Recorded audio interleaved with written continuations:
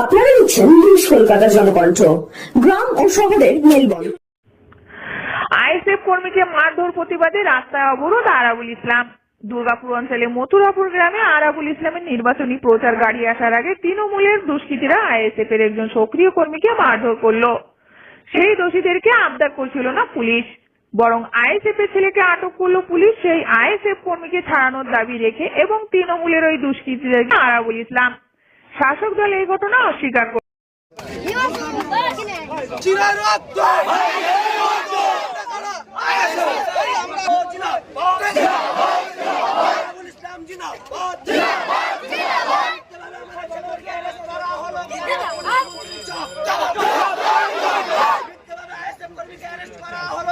Police তুমি job police তুমি job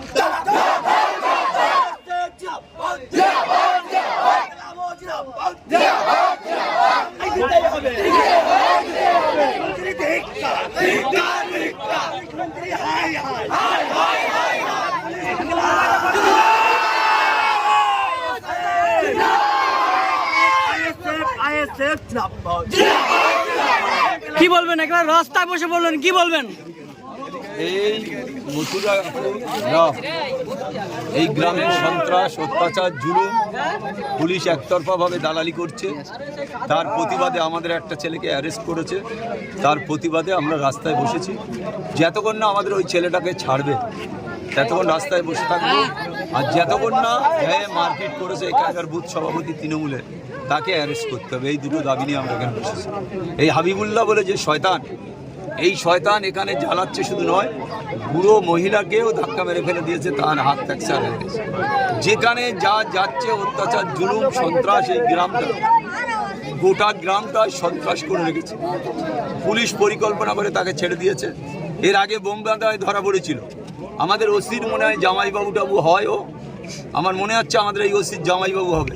না হলে গাড়িতে করে নিয়ে গিয়ে রাস্তায় গিয়ে যে বোম বাঁধছিল মশলা সহ ধরা পড়লো, তারে ছেড়ে দিল। আজকে আবার ঠিক সেই পলিসি করে তার বাড়িতে গিয়ে তার মারে ঘরে ঢুকে তারে বার করে দিয়ে এসছে। এখন এই কারণে আমরা এখানে বসেছি। দুটো কারণ, এই দুটো কারণ যদি আইসি এখানে সলভ না করে আমরা বসে থাকি।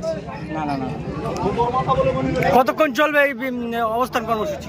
অনির্দিষ্ট সময় চলবে। ওসি যদি মনে করে, আইসি যদি মনে করে যে ছেড়ে দেবে ওই ছেলেটা, আমাদের ছেলেটা, তাহলেই অবরোধ উঠবে। নাহলে নির্দিষ্ট সময় চলবে। আমরা সারা রাত বসে থাকবো, কোনো কারণ।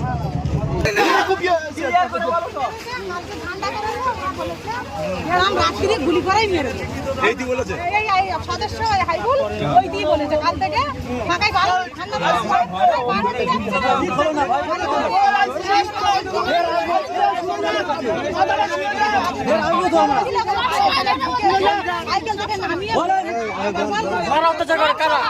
এই লোকরা টিএমসির লোকেরা আপনাদের তো কিমান মানুষ পার্টি করতে গেলে বলে কি জান চলে যাবে, একাই ছিল রয়েছে, কোনো অসুবিধা নেই, কোনো অসুবিধা নেই। পুলিশের কাছে ফোন করেছে, এইসব হ্যাঁ ও বার করে দিচ্ছে। পুলিশের কাছে ফোন করেছে, পুলিশ কোনো ঘরে ছিল, কিন্তু ছেলেটারে কিভাবে বার করলো, ওর মা বার করে ওর ঘরের মধ্যে ঢুকে গেল। আর এখন এই তো আমরা গিয়েছিলাম, ওর ঘর কিন্তু ফাঁকাই বাড়ি আছে, আমাদের ওখানে কিছুটা বাড়ি আছে, তখনই পারি। কিছু মেয়ে ছেলে ওনাদের ইয়েতে সবাই বলছে ওরা মন মেরেই ফেল, তখন তো আমরা বাড়ি ছিলাম, আমরা জানি না যে রাস্তায় এরকম হচ্ছে ভিতরে একটু বাড়ি। পরে শুনলাম যে এই অবস্থা, এবার বলে দিন এইসব বাচ্চা কাচ্চা রেখে আর ওই অবস্থা। কালকে ঠান্ডা মেরে তোর ডাইরেক্ট পুরো বলে দিচ্ছে যে বলে গুলি মেরে ইয়ে করে দেবো, ফাঁকায় বার হতে পারছে। কারা বলছে? কারা কারা? ওই তৃণমূলের লোকেরা, সদস্য, ওর সাথে যে যাওয়া রয়েছে বন্ধু বৈশাখ। নাম কি তার? আইবুল মোল্লা, আর কে কে? আর কে কে? আমিরুল মোল্লা, ওর বাপের নাম আসান মোল্লা, আর আলাই মোল্লা, ওর বাপের নাম তোমার কি লোয়াব মোল্লা, আর ওই খলিল ছেলে, ওটা আমার নাম শহীদুল মোল্লা, ওর বাপের নাম হচ্ছে ওই খলিল মোল্লা, আর ওই হাইবুলের ভাই ওর হচ্ছে ছোট্টু মোল্লা, আইজুল মোল্লা, বাপের নাম হচ্ছে ইলিয়াস মোল্লা, আরো অনেক আমি আর বোম মেশিন ওর বাড়ি রয়েছে গো ভাই। এখনো আছে। আজকে দুর্গাপুর অঞ্চলের এই মথুরাপুর গ্রামে প্রচারে আসলেন, কিন্তু এখানে যে ঘটনা ঘটলো, কি বলবেন? যে আইএসএফ কর্মীদের উপর আক্রমণ করলো আপনার আসার আগে, কি বলবেন? আমরা তখন এতে আছি, কাশীনাথপুরে আছি, তখন খবর পাচ্ছি যে এখানে আমাদের আইএসএফ এর ছেলেদের মারধর করা হচ্ছে। আমরা ওখান থেকে খবর পেয়ে আমরা ওই দিকটা না গিয়ে এই দিকটা আসলাম। এসে দেখছি তো মারপিট হয়েছে, প্রচণ্ডভাবে মারপিট হয়েছে।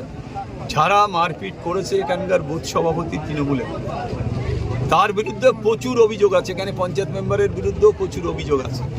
তারা মিলে এখানে সন্ত্রাসটা চালাচ্ছে। মেন আসামি তাকে পুলিশ অ্যারেস্ট করতে পারলো না। আমাদের ছেলেরা গিয়ে দেখলো যে সে ঘরের মধ্যে আটকে আছে। পরবর্তীতে আমাদের ছেলেদের সরিয়ে দিয়ে আইসি আর মেজবাবু, এডিশনাল ওসি, তারা দুজন সেই ক্রিমিনালদের সরিয়ে দিয়ে তাদের বের করে দিয়ে তার মার ঘরে ঢুকিয়ে দৌড়ে রাখা হলো। তারপর আমরা যখন গেলাম, গিয়ে ঘর খুললাম, খুলে দেখি ওই মহিলাটা বেরিয়েছে। বলে না, এখানে ছিল না। অথচ পরিকল্পনা করে এই আইসি, গোটা এলাকা, এই আইসি আর এডিশনাল আইসি যেভাবে সন্ত্রাস চালাচ্ছে তাদের নেতৃত্বে, আইসির নেতৃত্বে, আর মেজবাবু মানে এডিশনাল আইসির নেতৃত্বে এলাকায় ভরি ভরি সন্ত্রাস।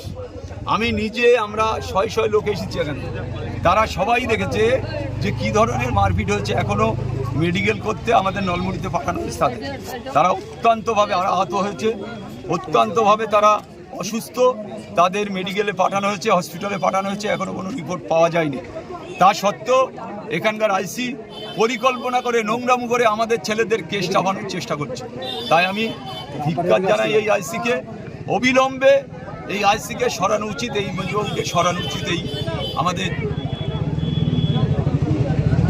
সুন্দরসর থানার আইসি আর এডিশনাল আইসিকে অবিলম্বে সরানোর দরকার।